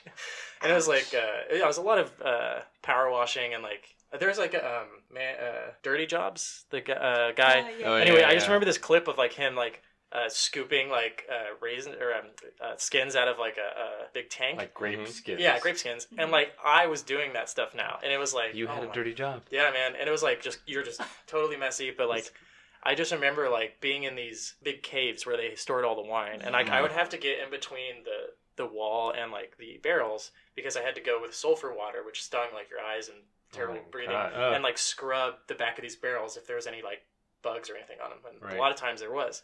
And I just remember being in this like dark cave with this little flashlight and being like, God, I need to get a job in animation. I really do. Like I vividly remember just being like, yeah, like this is not what I need to be doing, which really was motivating for sure. Yeah. But you needed to just to like psychologically get out of that rut. Yeah, but it did help. Like, and it's like physical activity, you know, get your brain going. But like that was like a definitely interesting journey. We worked with this guy named Boris Borisov from Bulgaria. That's amazing. He was quite. I mean, I met a lot of characters at this job, so it was like, oh, like if I could draw them, like, good inspiration. I mean, you experience life and like, yeah, that was a rough job, but like, ultimately, like, I'm so glad that I at least got away from my parents for a little while like that. But all the while, like, I do remember like during that time before I had moved to do the wine thing, like, or the winery thing. We would go on like family vacations, and like I was still very like not bitter, but like I was like still trying to keep all that full steam ahead feeling of like getting a job from graduation, which is kind of hard because everyone like parties and it's like, oh, everything's over. Yeah. But like I was taking my computer to like family vacations, like everyone would go into the beach, and I'm inside like working on like doing all this, you know, animated shots and stuff and getting feedback from people online, and like my family's like, oh, there he is working away again. He's trying to get a feature. But it's pretty extreme. Yeah. No, it's funny because like I just remember this like golden, beautiful weather outside, and everyone's like playing volleyball in Santa Cruz at the beach. They had like this beach house, and I've brought it's not even a laptop. I brought like my giant iMac no. You're on, right. yeah, like my whole thing Oh with my me God. to like keep working because I was like, I gotta hit these deadlines like for like the applications and stuff, and like, Mhm. yeah, Do you think it was all worth it? yeah, totally. I mean, it was just more practice and like. Mhm. I don't know. I feel like I got a lot about just like, or got a lot of mileage, or I improved a lot because I practiced it a lot. It wasn't just like, you know, I learned a lot through that whole process. But what happened was I actually got a little more desperate, and it was like, okay, my stuff is not good enough. I haven't gotten a job. This is about a year out. So like 2015 or yeah, maybe at the beginning of 2016-ish. Shoot, I should look at my LinkedIn. I feel like it was 15. Okay, yeah, 15. Yeah. Oh yeah, because 2014 all the way up. Okay, yeah. So 2015. I signed up for Anim Squad. That it's like mostly it was like mostly Disney feature animators, and it's like a online course. Okay. And because I just felt like, you know, my stuff's not good enough. Maybe I can make like connections with them too, because I was trying to get it to Disney as well. And the guy, Malcolm Pierce, was actually on vacation or something. So like I signed up for his class, but I didn't end up paying because like they had to have him there to like, you know, okay everything and be like, okay, this is my class roster. Well, the day came where like I'm home at my parents' house, my phone rings, and it's Blue Sky, and they're like, hey, like, would you be interested in doing an interview to work on Peanuts, which is the, you know, Snoopy, Charlie Brown thing. And it was like an out of body experience because I was just like, okay, how do I not like screw this up? Just calm down, all this stuff.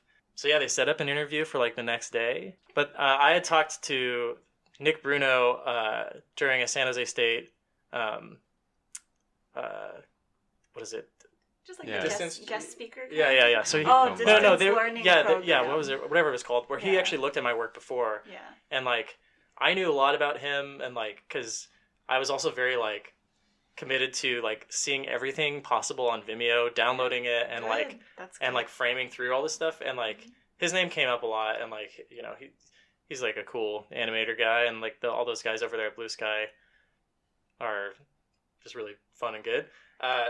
But I interviewed with them, and then I made sure to like bring up like, you know, all these inspirations. But it's so funny that they thought my work was, well, one, it was different than what I had the year previous because, and that was one of the reasons that they actually did call me, was like they said they saw like I was improving a lot, and like I was actually committed to getting better, which I think was like, it was a long time coming, but it actually did pay off because a lot of that was like, you know, I was up at like 3 a.m. at my parents' house being like, what am I doing with my life? Like trying to polish stuff. And I'm like, is this even going to happen at all? Yeah, so when you say they saw your stuff, do you mean like you had applied, or were you just kind of on their radar? I think I was on their radar. So they came, I think it was Deb Stone that came to San Jose, and I was one of the students that got to like talk to them about my work and stuff.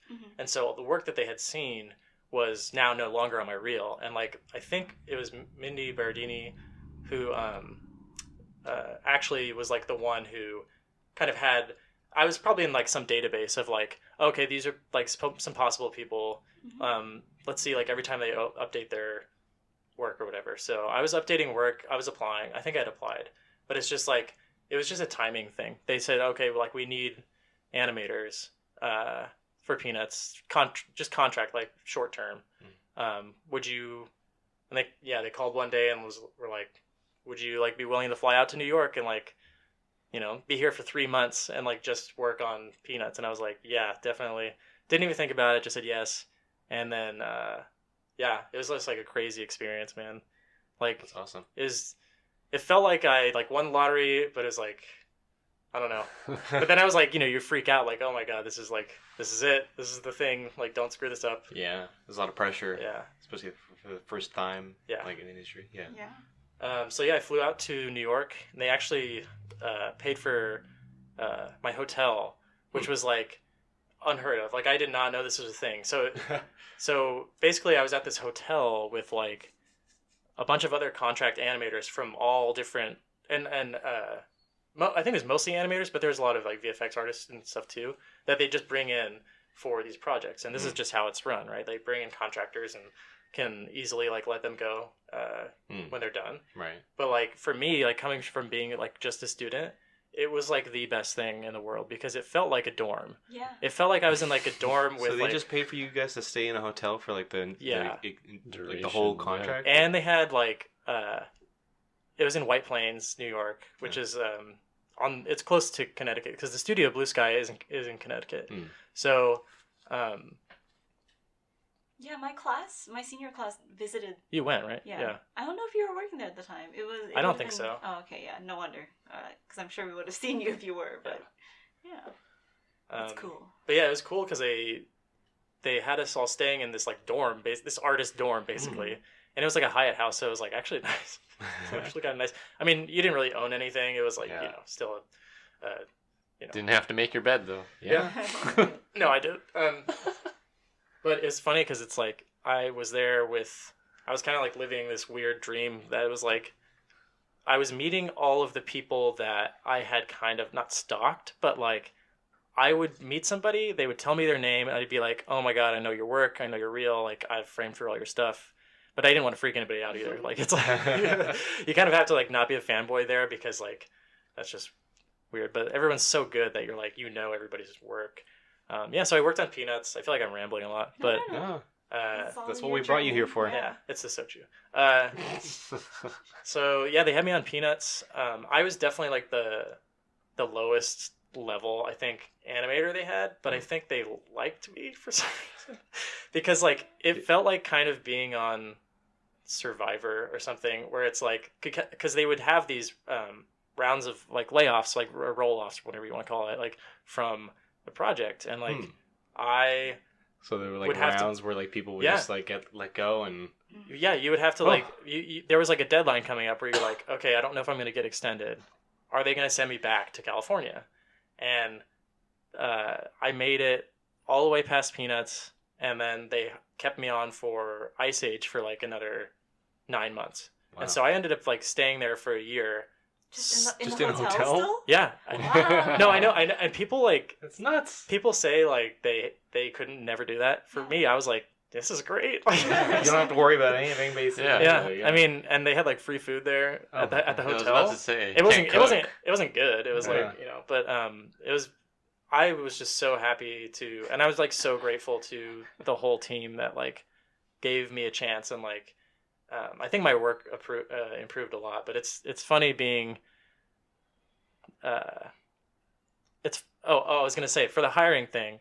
My senior film was in like a 2D style, which is kind of like a more cartoony sensibilities and stuff. Mm-hmm. And since I was like the one who was directing it, and like I did reanimate some things, like I don't know.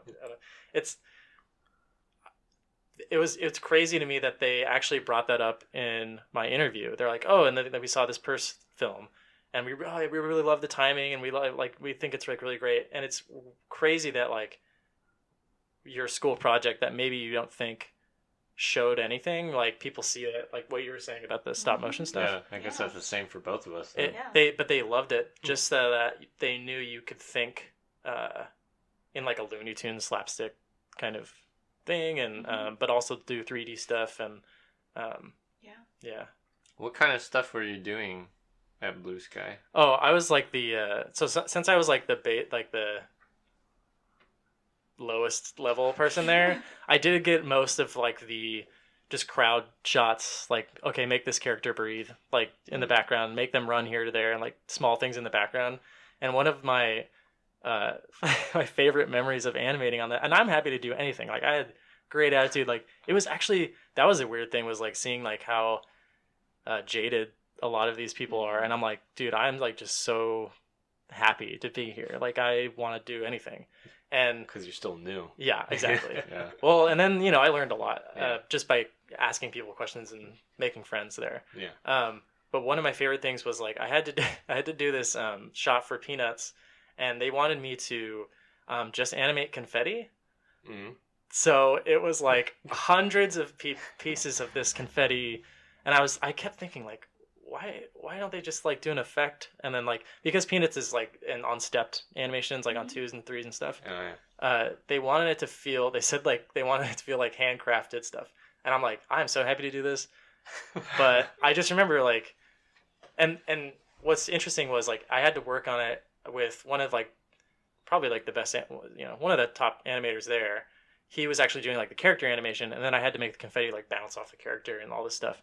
And it turns out like even after I was like off that shot and made all this confetti falling to the ground, whatever, he still animated like a bunch of the confetti himself to make it good, which I kind of understand. Like if it was my shot, I would want to make sure it's the way that I imagined it. But yeah, it was a very, very, very humbling experience. I feel like kind of what you were saying, Mimi, about you wish you like, I don't know, tried or like the yeah thing. I just feel like I wasn't reaching my full potential, but I mean that's all you can do at the time. I know that now, but like at the time I definitely feel like that. Like I feel like I could have done a lot better there, but I think just the experience of like being out and working as an animator and like meeting all these people and exploring New York, it was like a lot. But yeah, and then all the while though, I'm actually watching the Double Fine Broken Age documentary, and I would keep telling, like, I would grab people, like, I'd be like, hey, like, look at this, like, my friends are working here, like, look at this, look at this stuff they're doing, because there's like I mean, I really just was like falling in love with like the Double Fine, at least like, what the documentary showed. For the documentary, he's talking about the Broken Age documentary that they released like 20 something episodes from its inception basically to the end of the game. But yeah, ultimately like Blue Sky took a chance on me after a year, and like that was just a lot of like me putting myself out there for a long time, getting a lot of interviews, getting turned down, but just sticking to it. But I was also very just fortunate to have parents that like let me do that too. Like for sure. Yeah. Wait, did you say leading up to Blue Sky or after Blue Sky? Leading up to. So yeah. So there's an after. What did I do? There is an after Blue Sky. After, so So like you said you were there for about a year, right? You finished on Ice Age 5. Yeah, might be the last one. Who knows? No, man. Oh, you know what's crazy? It was like we kind of like I don't know. To me, like I know everyone who's like not in an animation industry is always like anything animated is always Pixar. Oh, you see that like Pixar film, whatever. Blue Sky has so many talented people. I cannot believe it. It's like, oh man, I was just blown away all the time. Like, and then like you're kind of like being friends with them, and it's like really just like a crazy experience because like you think, oh, a year ago I was like in a classroom like drooling over your reel, like. But now you're like making fun of me. How do I react? Play it cool, man. Yeah. But yeah, I don't know. There's so much I could say about that. Like that was one of the best experiences of my life for sure. So if I don't know, I think it was just good that I was like didn't think about it, and I was just like, yeah, I'm gonna go fly out to New York and live there. Take that chance. Yeah. But I guess so. Was finally the day came where they were like, okay, like we're done with you. And I was pretty bummed, but I was kind of just like, I can't believe I got this far. It was a good run, right? Yeah, it was a good run for sure. But it was also winding down. It was like and again, I wasn't like top of the heap by any means. Like there's so many good people there. It's insane. Yeah. Yeah. So I had mentioned that I worked at Baobab Studios, which is a VR studio, and I think Alex worked at our rival studio. Oh yeah.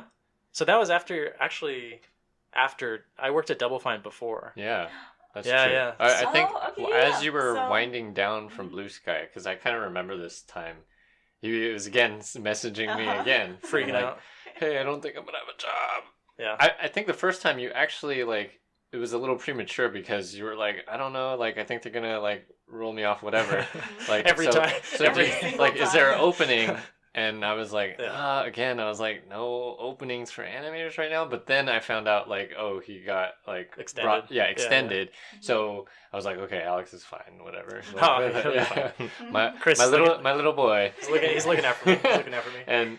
And then, like, a few months later, it happened again. And you're like, oh, yeah. You're like, oh, you're not, or we were finally ready to hire somebody. I think we were looking for like a couple contract people, animators, to work on our VR game.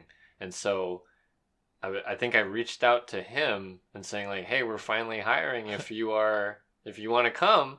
And you were still at Blue Sky still. Yeah. With and you weren't sure, I think, if well, they you were guys going didn't to. seem like 100% either. Like it Yeah. was more just like I was like, oh, that sounds great. I'm not gonna get my hopes up, but my Yeah. contract was running out at Blue Sky, so It was like contract to another contract, I think, too. So Yeah. it wasn't like a guarantee like full time thing. You would have to move all the way back to the Bay Area, and like there was a few of us there, but we weren't sure like if this was all going to be timed out correctly, because I remember we were like trying to hire somebody, but Double Fine takes their time too.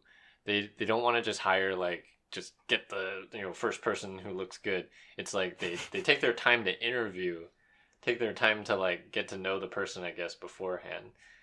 So that was kind of the process, I think. That you had to go through. So I finished up at Blue Sky. It was very sad. I'm still like friends with like a lot of people there. Actually, it's a lot of friends like I met there like are working everywhere now, and like they actually try to hook you up, like because it's like a normal thing that studios do is like you have contractors. A lot of the recruiters and stuff always talk at work, all these events and stuff. So the recruiters from Blue Sky let the recruiters from ILM and all these places know, and like Sony or whatever. So a lot of people like ended their contracts, and we all kind of like shot off to different parts of the world to go work. And like I was thinking about going up and working on a couple of different things, including Sausage Party. Which wow. Yeah, which was like it's interesting because like right? we had some, and they had like a big stink about paying workers for a while. So I'm kind of like, I'm kind of glad I didn't go there. That. But one of the other projects, what people were mentioning was Spider-Man, and I wish I worked on it, but I also love Double Fine. So Spider-Man, Spider-Verse, Spider-Verse. Yeah. But like at the time, no one knew it was gonna be that. Right, like no one knew it was like it was going to be amazing. Yeah, it was like, oh, it's a Spider-Man movie. I thought you meant like a video game. No. That's Sony in Vancouver. Wow. So like they try and hook you up, which is like super nice. Like I have to say, like for as rough as like this industry is, like Blue Sky was very gracious about a lot of stuff. But it's still a business, and like you gotta get the hell out when we're done paying you. Yeah. Yeah. So I went back. I think at that time, I moved back in with my parents, and then just to like get all my stuff back there. And then I was talking to Clam about Double Fine stuff, and then eventually I got an interview with them to work on a VR game. Yeah. And I remember leading up to that, it was a lot of back and forth. Like, are you ready? Like, are you gonna come back? And you're like, I'm not sure if I'm gonna come back yet. But because that was the other thing is like I remember that. I didn't know until like a certain day that I wasn't actually going to be extended at Blue Sky. So like it's like, oh hey, by the way, 2 weeks from now, like, well, I had like an exit interview where they just talked to me about like everything, like the soups on Ice Age. Brought me into a room and just berated me and told me how bad I was. Just kidding.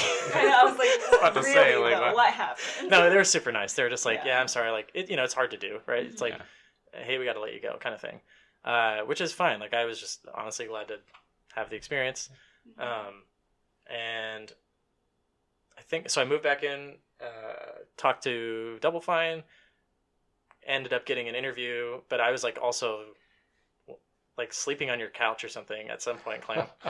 And that was after you. Oh, okay, yeah. Secured the job. So I interviewed, and it was like an amazing process, and it was cool. Like that, I had been watching this, the documentary for so long, that it was kind of a surreal thing. And then, I got hired on Rhombus of Ruin, which is a Psychonauts VR game, and learned a lot doing that. I'm curious though what they were asking, because like I wasn't in these interviews, obviously. Yeah, they wouldn't let Clam interview me. Yeah, well, it makes sense. Conflict of interest. Right. Oh, you're so great. Not really. No. But I'm curious what they were asking, since it's a game studio and you had coming off of only feature at that point. Well, I don't know how much I can really say. Maybe just generally, like it was more like because they knew how like into feature, I guess I was like, it was pretty obvious, I think. I just remember Tim Schaefer, our CEO, asking me in his portion of the interview, he's like, you want to do games? Like it, I think he cared like that I would, not be happy doing not movies or something. And I was like, yeah, man, like this is like the coolest thing. Like doing hand keyed. I mean, at the time, like the characters and stuff remind me of Leica type stuff, and like I think that's super cool. And I think just as an inexperienced animator who had only done feature at that time, like it was good for me to just experience something else and see that there is a life outside of like just doing feature. Right. Which sounds dumb to say, but like I don't know. That's what kept me going for so long, was just like trying to get into feature, and then like through that, like so many other paths open up, and like just talking to the other artists at Blue Sky who have a lot of experience, just about like it was a weird shift of like thinking about your life instead of just trying to get into a studio. And I think I met a lot of people who just were, they had a lot more experience than me, and I really valued learning from them. So yeah, we did Rhombus of Ruin VR, which was like a lot of narrative stuff too. So it was a lot of like cinematic type work in VR, which is like a whole nother challenge. You know, Mimi. And then my contract there ran out, and then I didn't have a job again, and I was not sleeping at Clam's place. I was sleeping at Clam's couch for like a few weeks when I was like trying to find a place once I got hired. And it's funny is like it's the Bay Area, so it's like crazy pricing and houses and like whatever availability. But I found this studio on Craigslist, and the person was moving out, and they needed someone to move in immediately to cover the rent for the next month. And I was like, Clam, nice guy, drove me over there. We show up. I'm like, I'll take it. Like, what do I have to do to like, make sure I get this thing? Because I was so tired of staying with him. Sure. So I got the place, and I'm still there today. This same studio. Oh, nice. Wow. It's driving me crazy though. It's like it's so old. The building's old. Like it's cheap, but it's like it's a nice area. And now Clam's my neighbor. Oh, but I moved in a block away. But yeah, I went to a VR place actually after the VR game called Penrose, and they do like also like narrative, just stories, short stories in VR, and that was a crazy experience too, because it was just like more animating characters in VR. There is no screen. Like it's like you have to make all the, like for an animator you have to like, you can't cheat as much in VR and like because you can like look at it from any which angle. And so like for me, I was like getting away with a lot of stuff at Blue Sky because I was like getting drawovers or whatever where it's like just make them look like this from this angle. Yeah, I remember when I was visiting Blue Sky, I kind of asked them about the process of Peanuts, and then one guy was saying like, sometimes just to keep the appeal of like the original kind of drawings, the rig like looked crazy, but like from that specific angle, like it was like perfect. Oh yeah, I've seen examples of that too. I was just like that was like it was also very crazy that like I got hired for that project because it wasn't a normal 3D feature. Like they had developed this style for years, like to develop it to look like this certain way. And yes, from like you're talking about Peanuts. Yeah. The camera is fixed or whatever, and like you have to pose them in a certain way that from the side it looks like a mess. It looks like Picasso type the stuff, which was like the coolest thing. It was like, and These just animating on twos on or whatever stepped mode, like and just seeing like what people could do. Like we had to do a test before you actually get put on a shot and stuff, and like you stress out about that. It's like it's my shot, or this is where they find out I can't actually do it, and like luckily it passed that. But like some of the other people basically were like the dorm, the hotel with me were like senior animators, and they're doing their tests, and I'm like, oh, that's really good. And me, I'm just like, I feel like just an idiot, like student just trying to learn stuff. So that was. Did you have more Peanuts questions? No. Well, that's the other thing is the guy who hired Clam for his like weird work at Double Fine. It's weird. Ray, objectively. Ray also was like a huge fan of Peanuts, and I remember just like being in my hotel room in New York and like talking to him about it, and he was like so excited about it. I was like, yes, this guy like appreciates art and animation, and like he's the nicest dude in the world. And like I interviewed with two of our senior artists at Double Fine, and those guys are awesome. The Cool. So yeah, I worked at Penrose for a bit, and then basically they were going to extend my contract, but I had some money saved up from staying in that hotel Oh yeah. for a year, and I was like, you know what, like I kind of want to All like goes take back to the hotel. Yeah, dude, it was great. It's a special hotel. Yeah, it was cool. The dorm. Yeah.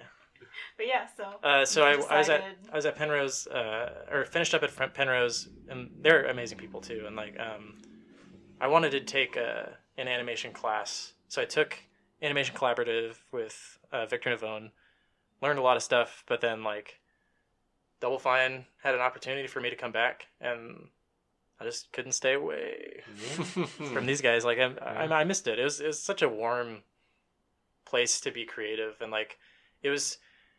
I like it. I like that it feels like less pressure than a big studio sometimes. It's a little different now. I would say that, yeah. But it's I feel very grateful to have like experienced being in a room with like a director, and like there's a lot of stakes, and like you have to like make it look exactly how they, or like, you know, give them what they want, or otherwise like you're gonna get shipped back to California. Right. But at Double Fine, it's like, I don't know, it's a nice feeling that I can feel comfortable, and then therefore like be more creative and like take chances on, or just like execute on ideas and stuff. And yeah, I really appreciate that. Cool. Yeah. I feel like I rambled a lot, but No. Well, I mean, That's that's good. how I said this part 2 is going to be your well, we journey. I mean, and I'm like You had a I'm journey. skipping over like a lot of stuff. I mean, Blue course. Sky was like a insane time. Like, just I think it just took me so long to get used to going up and like bothering BJ Crawford, who's like in 11-second club work. 2D animation is like some of the best I've ever seen, and like he's like meeting my like aunt who was like visiting, and he's like, "Oh, she's so nice. What's wrong with you?" And like I'm like, "You're like not a real person. You're like." But it was cool because like they give you like a mentor at Blue Sky, and like which really helped, and like for some divine intervention, like my mentor was like perfect for me. Mikey Richard is Shout out to him. a god. Yeah, A god. He's inappropriate and terrible and perfect. Oh, so that's Yeah. how it rubbed off. Like we for my other. first dailies for with the director, where I was going to show my work, he walked me in holding my hand in front of them. He's like, "We got a new one in here. Take it easy on him. Whatever. Don't make him cry or whatever." And I'm just like, "Hey, how's it going?" That's really funny. Yeah. No. Wow. New York was cool though. It's Yeah. cool. Yeah. That's another thing too. Yeah. Experiencing And, seasons. I like California. Sorry. Yeah. I'm not gonna lie. I guess the other half of this is just like it's the stepping out of school too, going, and now you have to like not fend for yourself, but because you kind of do a little bit of that in college. But it's like dealing with all the adult stuff, but that like everyone's like, oh, joke about going to the adult world now, but Yeah. it's sort of true, you're on your One own. of my least favorite words, adulting. Adulting. Yeah. I think That could mean something else. I think. that was like an interesting thing where like I came back to the Bay Area doing basically like contract stuff, and like trying to learn all that like on the fly Yeah. is pretty stressful. Oh yeah. Like it's like, oh, you have to know your raid and blah blah blah, and like do all these Yeah. cover letters, and I don't know, it's crazy. It's Mm-hmm. crazy times. But somehow I guess I didn't really mention like how much I was actually messaging Clam and like a bunch of people like during the first like couple 6 months of after school. I was like reaching out to a ton of people just to get feedback or like about jobs. And one of the best contacts I guess I had made is this guy Alan Ostergar, who's now like I think he's a storyboard artist now at Disney, and he's like a super good animator. And so I saw some work he did on Vimeo, and this is just from me like being really dedicated to checking Vimeo and like digging and finding cool animation. And like I found this guy's work. He kind of used the same rig that I did, and I had a question about the rig, like totally organic, like questioning, and I just emailed him. The nicest guy in the world. Like he like drew over like a lot of my shots and like showed me like what I could do to improve and stuff. And like it ended up being that he was actually at Blue Sky for an internship, And then when I went to Blue Sky, he went over to Disney. So it was like, Oh, you just missed it was pretty funny. I just missed him, but like I met him at CTN and stuff, and like I was just like really kind of like your Disney person. Like Alan's pretty young, but like he's just is, yeah, he's on point. He's got a lot of good they stuff. have experience. They just, you can channel that, you know. Yeah, it's really easy. But so like when I tell like students or whatever, like just reach out to people. Like that's what I always think about is like my success that I've had with it at least. So Cool. Yeah. It's one of those things that I don't do enough.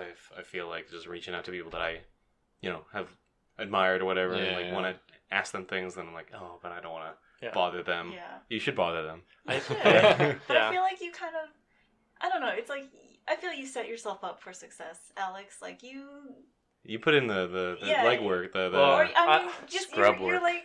Yeah, you just you're interested in, of course, in like art and animation. You seek that stuff out. Mm-hmm. You know these people. And then, so, like, these opportunities happen that are very organic and very honest, and, like, you're not bugging someone, or you're not, you have no, like, ulterior motive. It's just, that's just, what happens when you kind of set those things up for yourself. But I think as far as, like, transitioning to games, like, there has been so much that I'm still learning about game stuff, like, I feel like don't tell anybody. I hope this isn't being recorded. But oh god, it would be terrible if it was. It's just like everyone doesn't know what thinks they don't know what they're doing and has the imposter syndrome. So like, I deal with that a lot for sure. Like I kind of just got thrown on to these VR projects, which was kind of like an intermediate thing between film and games, because it was like you're doing like cutscenes type stuff. Yeah. Right. And then now like I'm doing a full game. Asset animation, so it's like just slowly but surely like I've developed this different side of my artistic or like animation skill set, and I think that I'm just like super lucky to like be given a space at Double Fine to learn that stuff as well. I mean, I obviously have to like produce stuff, but like I don't know how I would have learned this stuff otherwise. So.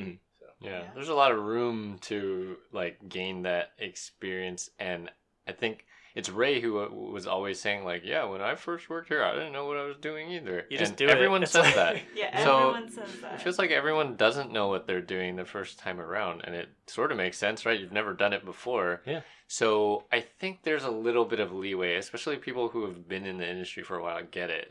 They're like, this person will pull themselves. Yeah, out like because everybody did the same thing basically. Yeah. And we have some people who are newer and kind of getting used to the pipeline or how we work specifically maybe, and then it's kind of just like, like, don't worry, you just gotta like kind of encourage their artistic side to come out and not have them worry about like, am I doing this right? Am I like doing it? It's like, it's okay, like we can help you, and don't feel free to ask us, and don't worry too much about whether you're doing it right or wrong. It's more like figuring it out together, right? So yeah, that's a big one. Asking for help.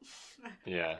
I'll just like sum up my thing so we can talk about questions. But in summary, I just feel lucky to have like a bunch of like different experiences for the way that I can apply like animation and stuff that I learned in school. And just realizing that like as a student I was just so focused on getting that first like job or like dream job, whatever, and it was interesting like getting it sort of like not full-time or anything, but like doing feature, realizing that like this isn't going to make you, just doing feature isn't going to make you happy. Like that's basically what I learned there too. Not like I didn't enjoy it because I loved it, but it's interesting like now with like a full-time job, having time outside of work, having a personal life, like, and as a student, like you don't always, value that, but like if you work for years and years and years, that becomes like so much more of a thing that like you value. And that's true. I really appreciate Double Fine because they seem to value that a lot too. So it makes me want to work hard for them. So nice. Yeah.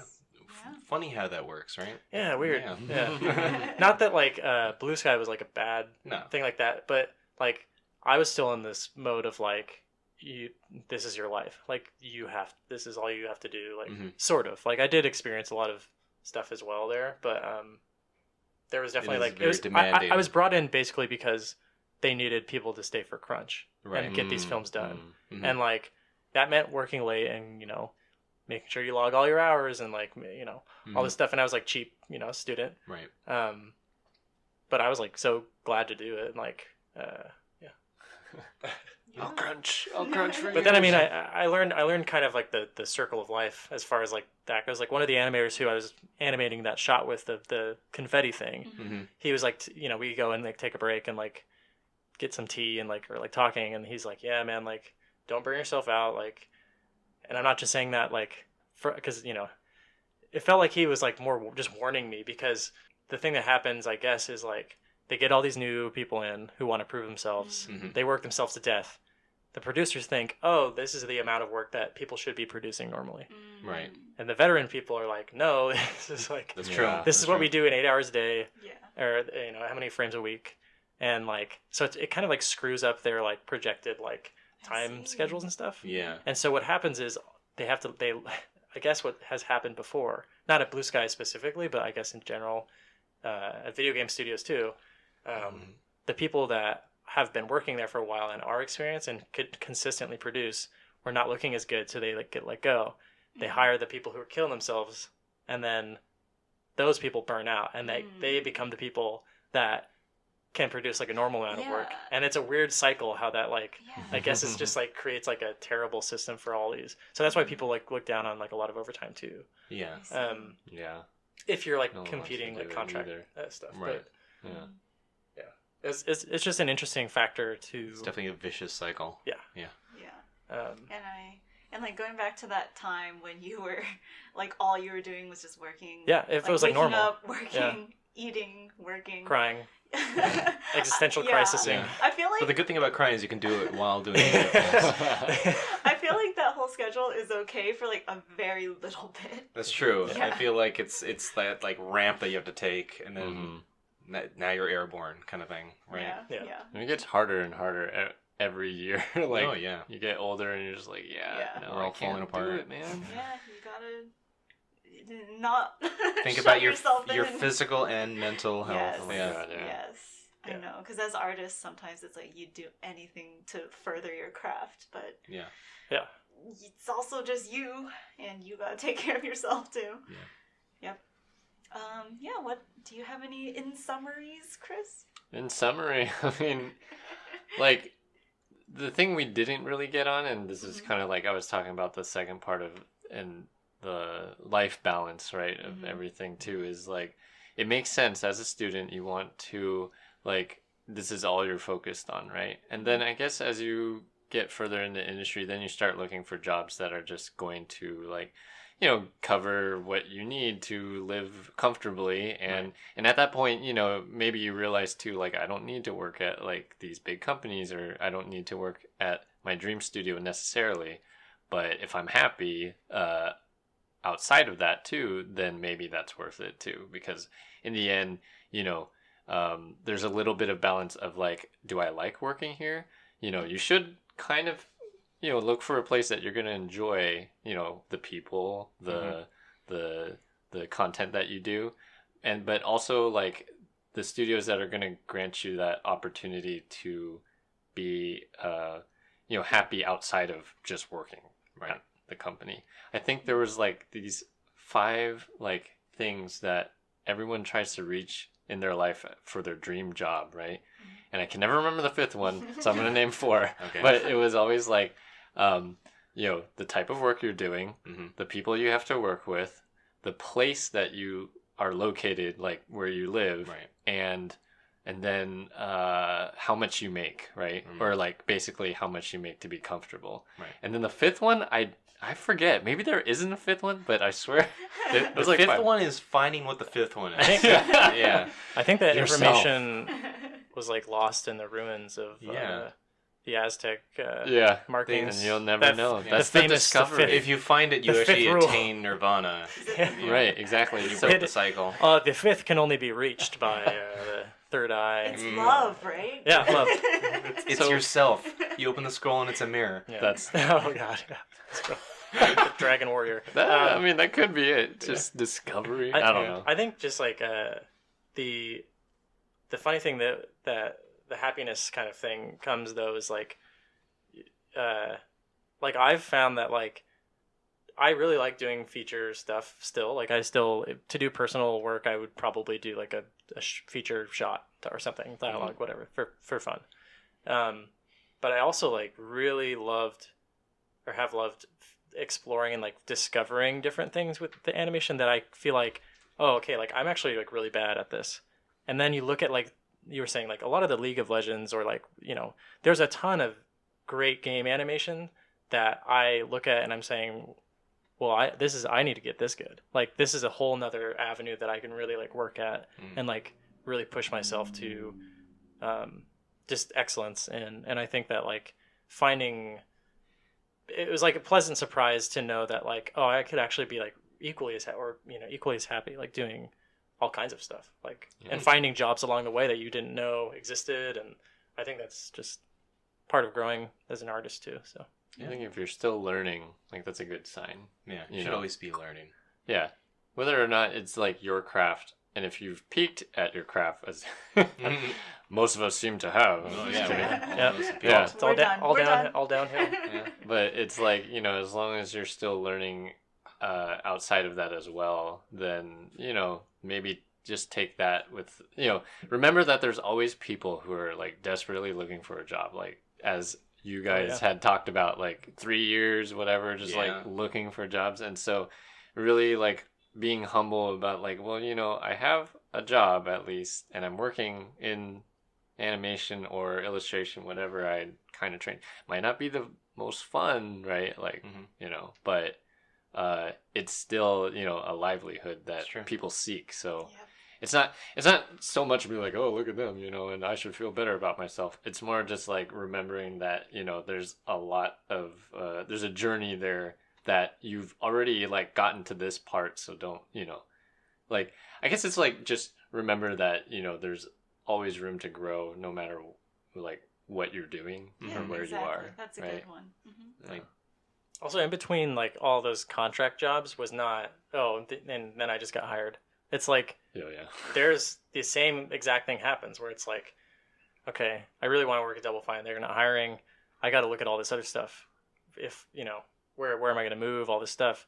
And it's like, during all that time is so stressful because you got to remember what it's like to write, you know, your resume and update everything and you know, applications and stuff. And it's like, that's so exhausting. Like just running your own kind of private email or your own business, you're selling yourself.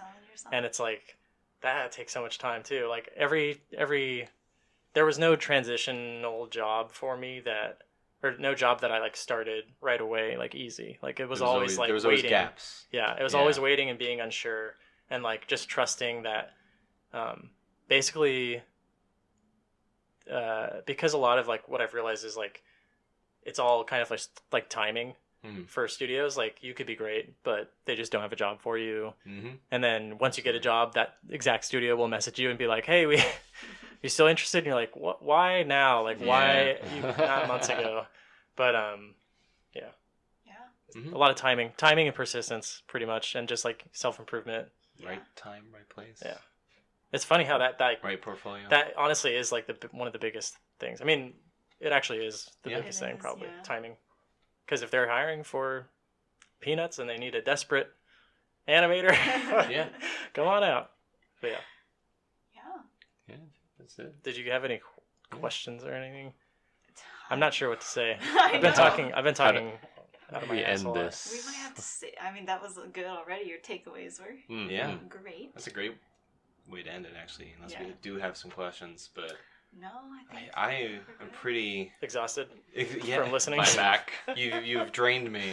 No, I'm inspired. No, me too. We're inspired. I feel like this happens a lot in this show. I just want to go home and draw. Exactly. I'm like, I can't wait till you guys. I still love doing that. You know, draw. Like, I mean, are you guys like? Do you want to draw? No. Feel like you? I don't know what you want to say, but like to me, I'm not. I feel like I'm at this weird point in my life where I'm like, I'm pretty happy with like my. Oh, are you asking us if we're content? Well, I'm just asking, like, are you guys still trying to like I don't know what. That's a good round. I'm Yeah. trying to figure out just what I want to do. Yeah. I am I feel very fortunate the position I'm in. But yeah, I'm just taking it day by day. Like, it was a hard transition at first, going from like, yeah, your brain's just in this mode of like, you gotta find a job, and then like after getting a job, my brain was still kind of in that mode, and it's like, I guess I need to like shoot for a different job. I don't know. And so like it was a tough transition. Like, I just felt like I just kept feeling like I needed to do something, and like I need to keep working on my portfolio. But then I kind of like took a step back, and it's like I'm happy where I am, and like, so at the moment I am just kind of experimenting and trying to figure out what it is I actually like. What's the next thing that I want to do that will make me happy? But I'm happy where I am right now too. I think like that was bothering me for like a little bit, and maybe it was just like in the last year that I'm just like, you know what, like I think I will just try and like get like super good at game animation, and like just that in itself is like such, like you can't just do it. It's like you got to learn all this stuff. So I think that like that's giving me a big purpose, and like just making like crafting stuff really well, as well as like personal art. But like, I don't know, it's a weird thing where it's like I'm happy. What's wrong? Exactly. I'm happy. What's wrong? I go through that every day. But yeah. I'm not exactly the same, but I guess I'm happy where I am right now. I'm like pretty content. I feel like my priorities are a little bit shifted recently. I think I'm comfortable where I am. I'm not like in the hunting mode anymore. Yeah. And I've done it. I feel like I did that enough, and like maybe like the year prior to like getting back into glue and like or back in full time. So I'm just like taking a step back. I'm sort of focused on what I'm doing now, trying to like put more priority into like my personal life, you know, like that the balance of my life versus work. And I don't know, I'll shift my sights back to like leveling up and like looking into the next thing somewhere else down the line. Yeah. Like I'm sort of just like, you know, it happens when it happens. Yeah, I think I've given myself in my head like a certain amount of time where I'm just gonna be like, you're good, just chill, and then like at that point, you know, you can get back into like looking towards the next thing if there should be the next thing anytime soon. That makes sense if you've had like years of just like doing stuff after stuff. And I've hustled for long enough, and I feel like I looked back and I thought like, man, I really hadn't given myself much love, you know? So I'm just trying to like enjoy being a human for a little bit. That's it. That's no, a good way to put it. Yeah, no problem with that. You should do that. That is actually a very interesting question of like, are you content or not? Because I want to just say personally yes, because I'm not really striving to not, you know, like improve my animation skills or it's like it's already so good. It's not. It's really not. There's a lot of stuff, even like you know, even that I run into that I'm like, I don't really know how to do this, but I guess I figure it out at the time. So an example would be like combat animation. Is I'm doing a lot of that now, and it's like, yeah, there's a certain way of approaching and thinking about that, and I'm not an expert at it by all means. Like there's some people that know how to execute that, and I'm kind of figuring it out. So I feel like that's an ongoing thing at the job level, and then the rest of it is really just like, but you know, I still have other interests with art too. Like it's not just animation. I still like drawing. I kind of wanted to get into like just selling stuff like, you know, like little pins or whatever. Just start really small of like dinosaur stuff, you know, if you remember. You're wearing like a dinosaur shirt. Maybe dinosaurs are from this movie, dinosaur Jurassic shirt. Park. Yeah. Oh, what? So a lot of my personal work. Steven Spielberg invented them. He did, right? A lot of my personal work has been doing like a lot of experimentation stylistically. No, like he does how to Pokemon draw. paintings and they sell. I remember Clam I sold only a did Pokemon one. painting. That was one. This guy came into I the remember gallery and was that. like, "Wait, were you there?" I was part of that Yeah, gallery. Yeah, Mimi that's was right. there too. Yeah. See, I thought it was someone else in my memory. Oh my I can't remember. What's Okay. your name again? Okay, that's She didn't come that's to the the gallery end of the opening. podcast. Well, if you're listening to this, and I just want to add one thing, and then I'll shut up. What? I remember having like a lot of late nights existential crisis at my parents, being like 3 a.m. looking at the wall, being like, "What the hell am I doing?" So if you're dealing with that, you people that listen to this podcast, keep going, because like if I could like just tell myself back then, it'll be okay. So Oh, okay. I don't know. Yeah. Yeah. Nice. What he meant is, you wine drinkers, remember all the You wine crap drinkers. that I have to do. That was nice. I got a lot of free wine Yeah. through that job. Anyway, Pretty good. We all struggle. We So all if struggle. we manage to struggle and make it, anybody can. Yeah. Yes, it's true. Yeah. Like Yeah. it's completely normal, but you will Even find your Gun. way. You'll Yeah. find- Even Gun Yeah. struggles. well, I guess also thank you guys for having us on. Thank Yeah. you so and, much for and joining listening us. to our. Thank you for coming back. Yes, Right. thank you for coming. I back. know. Sorry we took so long. No. It's so hard to schedule with us. Thank Yeah. you for the liquid treats. Yeah. Yeah. Ooh. Liquid snacks. There's- There's enjoy them. still plenty. Oh yeah. But yeah, We won't say what time it is. Yeah. Nope. 10 a.m. Oh God.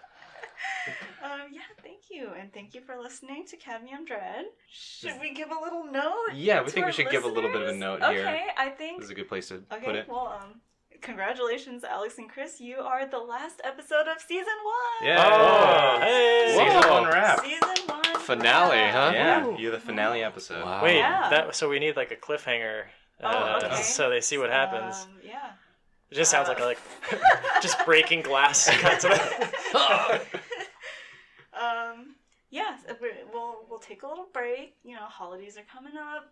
Yeah, we're all gonna be a little bit Especially busy. my It's gonna favorite holiday, Halloween. Oh, yeah. I can't wait for Halloween. Holidays. That's what holidays. Says too. Yep. 4 months. Yeah. Holidays. Well, I mean, Yeah, that's Yeah. true. It is holiday season. it, Yep. I it guess. will be a little bit more difficult to like schedule stuff, and Yeah. we decided, we're gonna like be doing seasons, sort of segmenting the show that way, and Yeah. It'll be more focused. Yes. Yeah. Different and topics. Different. Focus. Yeah. Yeah. we'll come back. I We'll think come with back. maybe a bit of an updated sort of format, maybe. Yep. Yeah. Yep. We'll be talking about it, Mhm. but we won't leave you hanging. We'll be back. We'll be back. And thank you to everyone who's listened and who's told a friend and keep telling friends. Keep sharing it. Keep telling people to listen to it. Yeah. Remember to like, comment, subscribe, smash that like button. Yeah, and hit that bell icon. Link to and- merch in the description below. Go to our Patreon. We don't have one Yeah. yet. But yeah, so that's a wrap. That's a wrap on season 1. Woo! Hey! Okay. Scene.